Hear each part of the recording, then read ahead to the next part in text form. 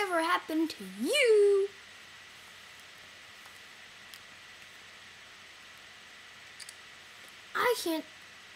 I can't go on my home screen.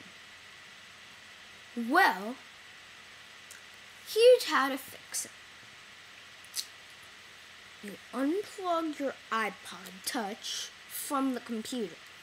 Then you turn it off. Once it's completely turned off, like this, you hold the home button. Home button's at the bottom, that square thing, and then plug it back in.